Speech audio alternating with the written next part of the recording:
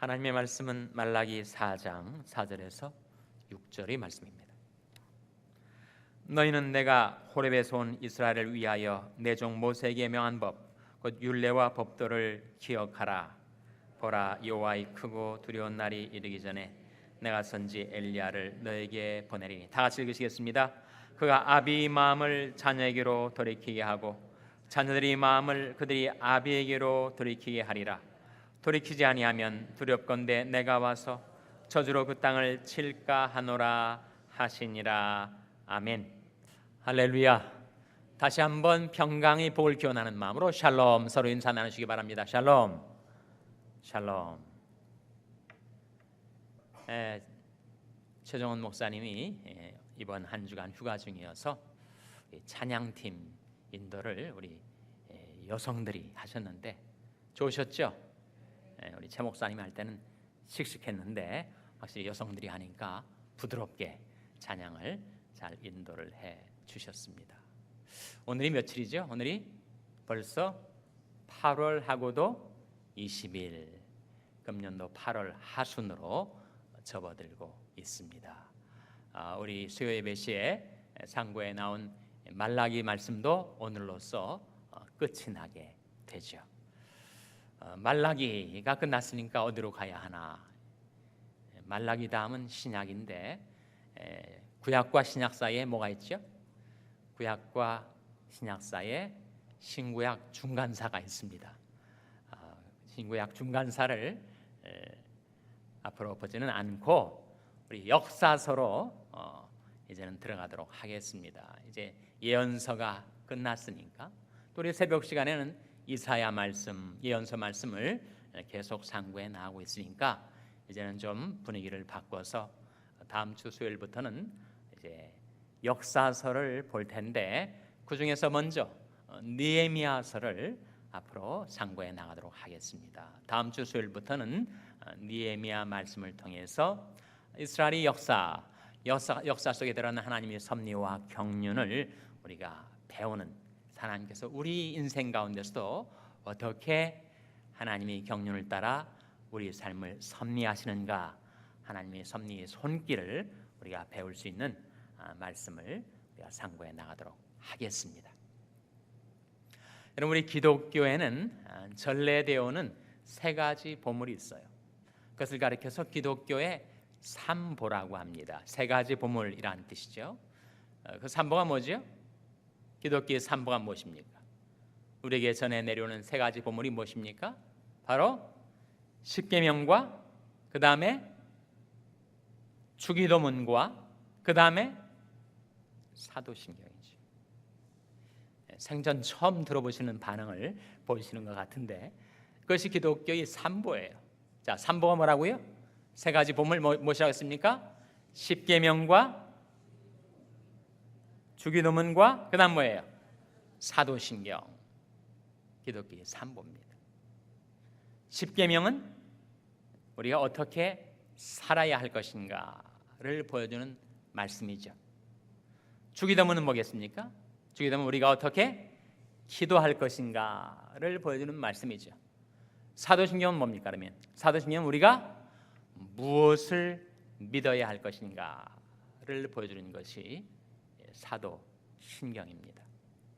그래서 우리에게는 우리가 어떻게 살아야 하는지, 또 어떻게 기도해야 되는지, 또 무엇을 믿어야 되는지를 가르쳐주는 신앙과 인생에서 정말 보배와 같은 귀중한 보물이 우리에게 주어져 있어요. 십계명은 어디에 나오죠? 십계명은 성경책 속표지에 나오는 것이 아니라 어디에 나옵니까? 십계명은 참 우리는 들을 때마다 새롭고 볼 때마다 늘 참신해요. 십계명은 출애굽기 20장에 나오죠. 주기도문은 어디 나옵니까? 주기도문도 찬송가 속표지에 나옵니까? 주기도문은 마태복음 6장에 나오죠. 사도신경은 어디에 나와요?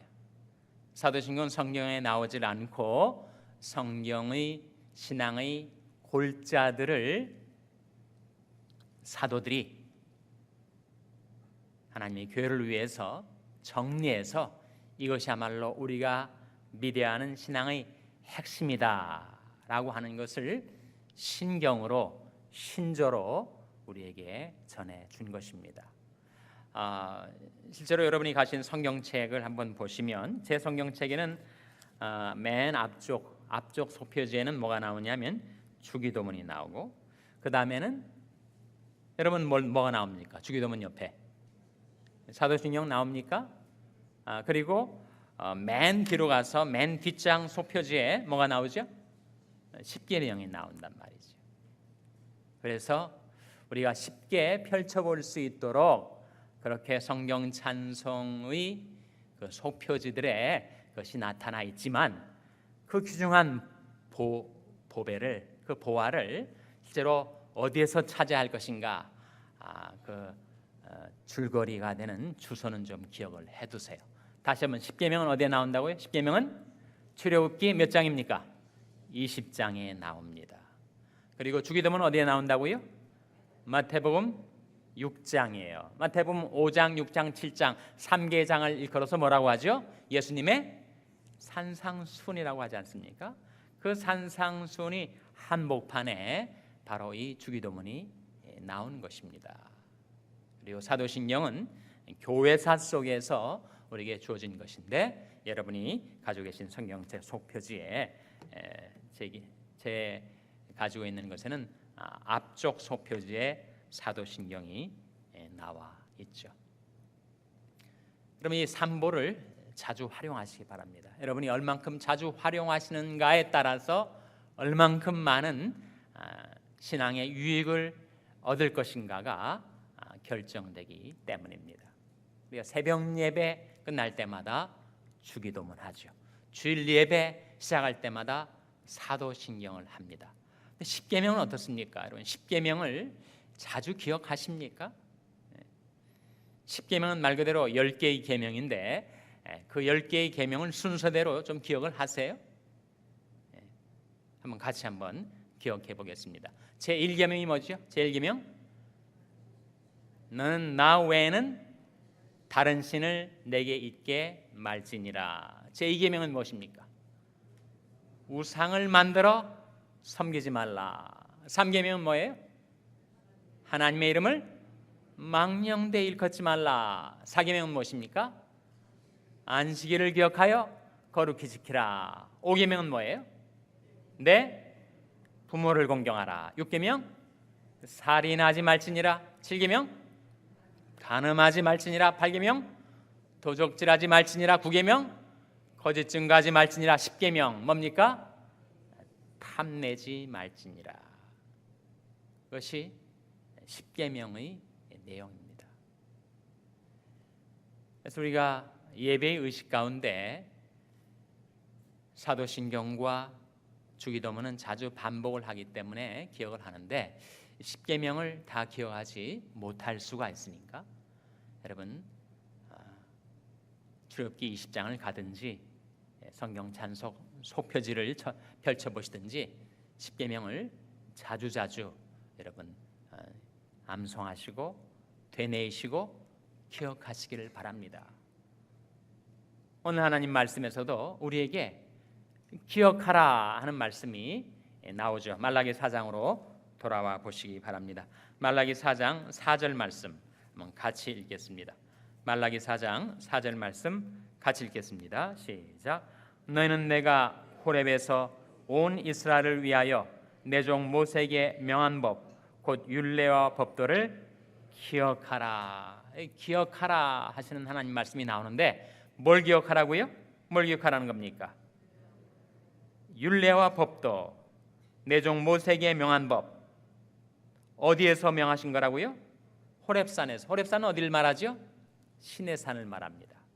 그러니까 신의 산에서 하나님께서 너희는 이같이 살라 우리에게 이르시기 위해서 내려주신 하나님의 율법과 법도가 바로 율법인데, 율법 중에서도 율법의 핵심이 집약되어 있는 것이 뭐라는 겁니까? 바로 십계명이죠. 십계명. 십계명을 기억하라 하신 말씀이에요.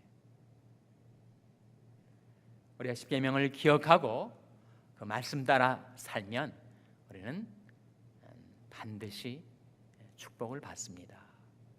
십계명을 잊어버리고 그 말씀을 떠나 살게 되면 어떻게 되는가? 저주가 우리에게 임할 것이라고 경고하는 말씀이 6절에 나오죠. 6절 같이 읽겠습니다. 6절 말씀 시작. 그가 아비의 마음을 자녀에게로 돌이키게 하고 자녀들의 마음을 그들이 아비에게로 돌이키게 하리라. 돌이키지 아니하면 두렵건대 내가 와서 저주로 그 땅을 칠까 하노라 하시니라. 이 저주에 대한 경고가 나오죠. 그러니까 십계명은 두날 가진 칼과 같습니다. 칼은 유용하기도 하지만 칼은 위험한 것이죠. 그래서 우리가 십계명을 기억하고 그 계명을 따라 살면 우리는 반드시 축복을 받지만 우리가 십계명을 잊어버리고 그 말씀을 떠나 살게 되면 저주가 임하게 될 것을 경고하시는 말씀이에요. 축복의 약속과 저주의 경고가 함께 담겨져 있는 양날 검과 같은 것이 바로 십계명입니다. 그래서 다시 한번 여러분, 십계명의 내용을 기억하라고 하셨으니까 기억해야 우리가 생활 가운데서 그 말씀을 따라 살 수가 있으니까. 아니 십계명을 전혀 망각한 상태에서 어떻게 십계명을 자동적으로 우리가 따라 살 수가 있겠습니까?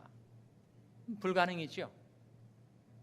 우리 안에는 오히려 하나님의 말씀에 따라 살지 못하게 만드는 교란 작용을 일으키는 죄성이라는 것이 우리 안에 있는데 그 말씀을 기억조차 못하는데 어떻게 자동적으로 내가 이 죄성을 극복하고 그 십계명을 따라 살 수가 있겠어요?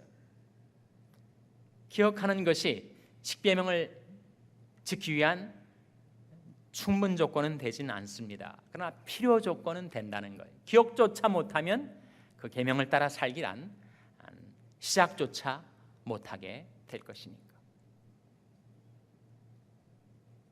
다시 한번 여러분, 십계명의 한 계명 한 계명 말씀을 기억하시고 여러분 마음에 간직하시고 여러분의 생활 속에 기억하게 되시기를 바랍니다. 제1계명 뭐라고요? 너는 내 앞에 다른 신을 내게 있게 말지니라. 두 번째, 우상을 만들어 섬기지 말지니라. 셋째로, 하나님의 이름을 망령되이 일컫지 말지니라. 넷째로, 안식일을 기억하여 거룩히 지키라. 다섯 번째가 무엇입니까? 내 부모를 공경하라. 여섯 번째가 무엇입니까? 살인하지 말지니라. 일곱 번째가 간음하지 말지니라. 여덟 번째가 도적질하지 말지니라. 아홉 번째가 거짓 증거하지 말지니라. 열 번째가 탐내지 말지니라. 십계명입니다.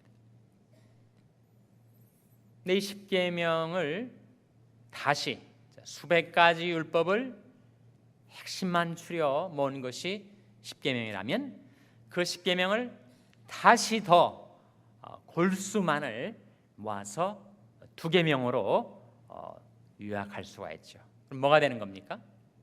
뭐가 되는 거예요? 하나님을 사랑하라 하는 것과 내 이웃을 내 몸과 같이 사랑하라 하는 두 계명으로 집약되게 됩니다. 하나님 사랑과 이웃 사랑, 그것이 십계명의 핵심입니다. 하나님 사랑은 1계명부터 몇 계명까지 나오죠? 제 4계명까지. 이웃 사랑은 제 5계명부터 제 10계명까지 나오죠. 그래서 사랑의 계명이야말로 율법의 정수다 하는 것을 우리가 기억하게 됩니다. 그래서 이 말라기서가 맞춰지게 되면서 예언서가 맞춰지게 되고 구약 성경이 맞춰지게 되면서 신약의 사건이 예언되고 있어요. 누구를 보내겠다 말씀하셨습니까? 5절에 보시면 보라 여호와의 크고 두려운 날이 이르기 전에 내가 선지 누구를 너에게 보낸다 하셨습니까? 엘리야. 그래서 엘리야의 심령과 능력으로 신약에 나타난 인물이 누구예요? 바로 세례요한이었죠. 그리고 세례요한은 오실 메시아 우리 주 예수 그리스도의 길을 예비하기 위하여 먼저 보내어진 자입니다. 그래서 세례요한을 통하여 또 우리 주 예수 그리스도를 통하여 하나님께서는 어떤 역사를 일으키려 하시는가? 6절 말씀에 그가 아비의 마음을 자녀에게로 돌이키게 하고 자녀들의 마음을 그들이 아비에게로 돌이키게 하리라. 왜 사람들이 마음을 하나님에게로 돌이키게 하리라 그렇게 안 하시고 아비의 마음을 자녀에게로, 자녀의 마음을 아비에게로 돌이키게 하리라 하셨을까요, 여러분? 사람이 하나님을 떠나면, 하나님이 계명을 떠나면 사람이 달라집니다. 변하게 돼요. 사람이 제 정신을 잃어버리면 아비가 자식을 돌보지 않고 주색 잡기에 빠져서 자기 향락, 자기 쾌락을 쫓아 살게 되면 가족들이 눈에 들어오질 않아요. 그러니까 자기 쾌락의 충족을 위해서 자식들을 내팽겨 쳐지는 그런 일들이 비일비재하단 말입니다. 근데 하나님의 말씀을 듣고 우리가 하나님께로 돌이키게 될 때 우리가 제정신이 들어가지고 방탕했던 아버지의 마음이 자식에게로 돌아오게 된다는 거예요. 자식의 마음이 아비에게로 돌아온다. 무슨 뜻일까요, 여러분? 자식이 방랑자가 되고 방탕아가 되어서 탕자처럼 부모도 나 몰라라 내팽겨치고 지 욕심, 지 고집대로 막 가는 인생을 살던 자식이 제정신이 들면 탕자처럼 돌탕이 되면, 돌탕이 뭐라고요? 돌아온 탕자가 되면 그 자식의 마음이 아비에게로 돌아오게 된다는 거예요. 그래서 부모를 공경하게 된다는 겁니다. 부모의 은덕을 깨닫게 된다는 거예요. 그야말로 철이 들게 된다는 것입니다. 그것이 다 우리가 하나님의 계명을 기억하고 계명을 따라 돌이켜 살 때 이루어지는 그런 마음의 변화라는 것입니다. 이 세상에서 제일 바뀌어지기 어려운 것이 사람의 마음이라고 해요. 심보라고 합니다. 정말 심보가 고쳐지질 않는데 심보를 고칠 수 있는 유일한 처방약, 그것은 바로 하나님의 말씀입니다.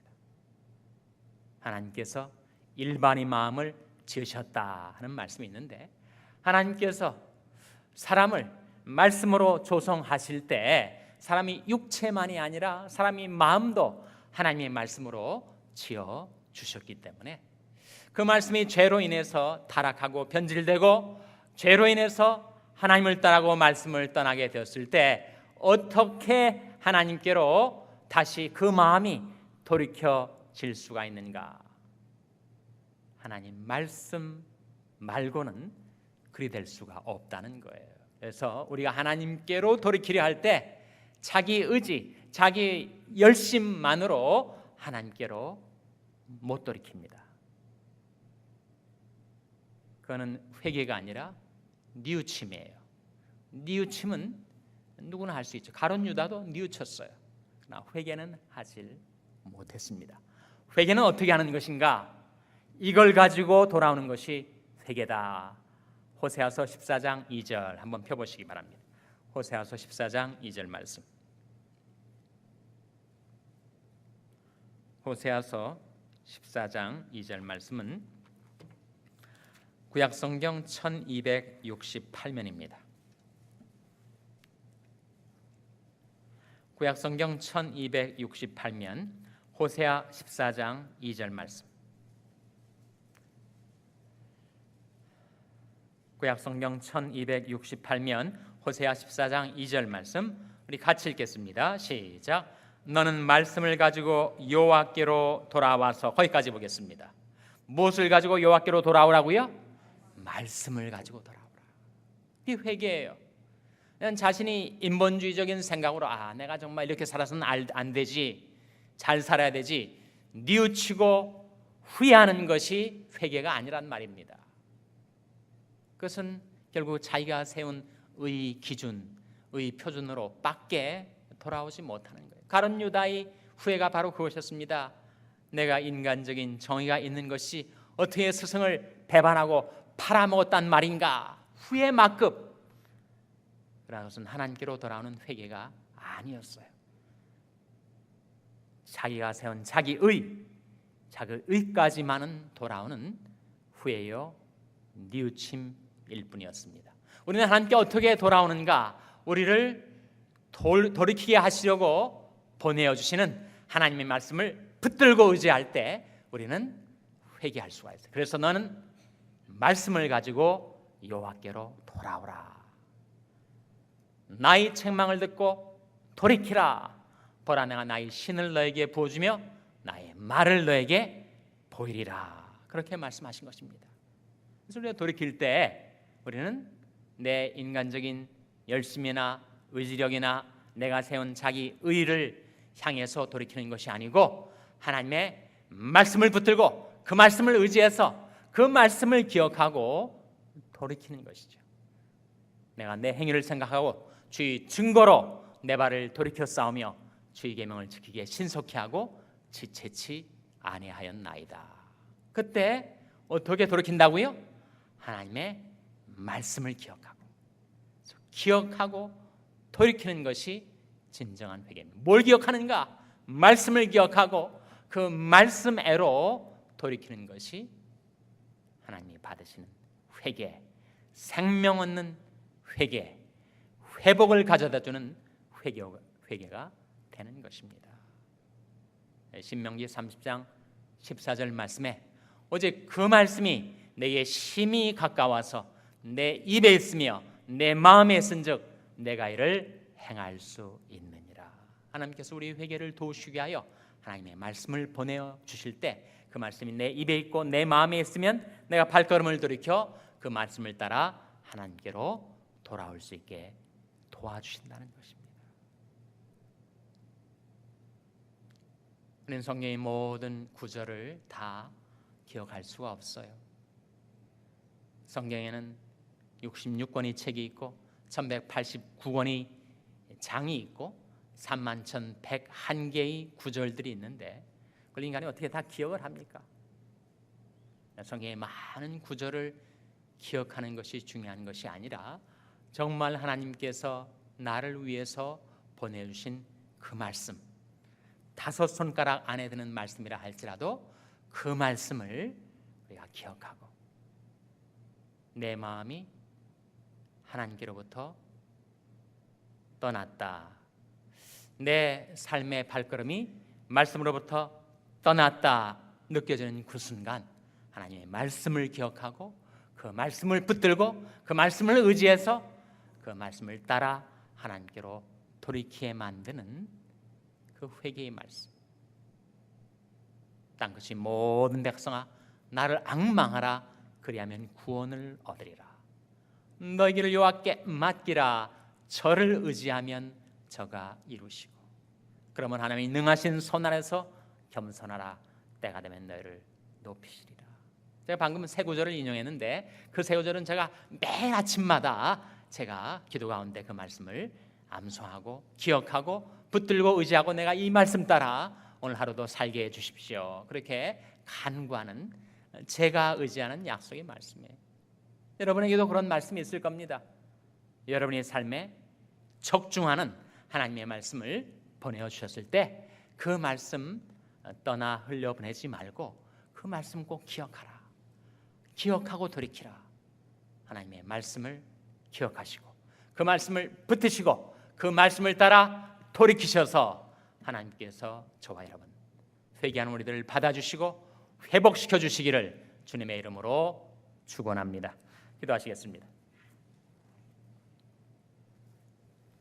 아버지 하나님, 이 밤에 말라기서의 말씀을 통하여 하나님 아버지께서 저희들에게 바라시는 바를 깨우쳐 주신 것 감사를 드립니다.